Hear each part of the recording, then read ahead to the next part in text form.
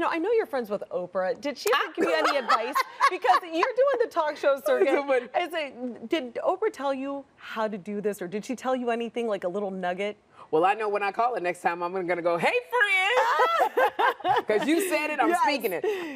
Yes, when I talk to her, I feel like Oprah does not waste conversation. Right. And I feel like Oprah will give you some nuggets, and she's not going to say, these are nuggets, but it's up to you to take it as such. So definitely when I talk to her, she always has something for me. Oh, that's amazing. Do you speak to her frequently or just off and on? I wouldn't say frequently, but Oprah will text me and say, I was watching this and this was very funny, or this is really good, or your ratings are great. Like, she will give me encouragement. Right. So it's really surreal to know Oprah's keeping track of the show. And I call her when I need advice. If I'm not sure of something, you know, so why not call the person who has had it successfully for 25 years. Now, I do have to bring up, we were all so sad when Barbara Walters passed away, and I've heard you talk about her and her wicked sense of humor and all of the talks that you guys had. But what's one piece of advice, or what's one story that you can share with us about Barbara that would kind of give us a different idea of her? I just, you know, for me, I connected with Barbara's sense of humor. I think that not enough people really got to see what a body sense of humor Barbara had. When she would tell me, not ask, tell me, we are going to go to dinner, I would shake in my boots, because I was just like, what did I do now?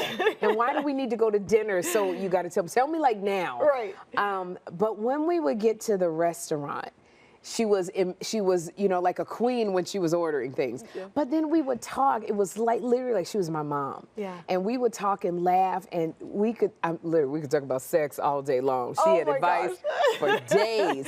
And I just always said, Barbara, can I come home and like we put on matching pajamas? And she'd go, why would we do that, dear? Like, and I went, okay, we're back. I was wondering if you ever got the sleepover, because I know that was like on your agenda. I think had she stayed a few more seasons, I would have gotten that sleepover. But Barbara was one, I don't think I told this story, like Barbara would support me in everything. I had a sitcom called Sherri.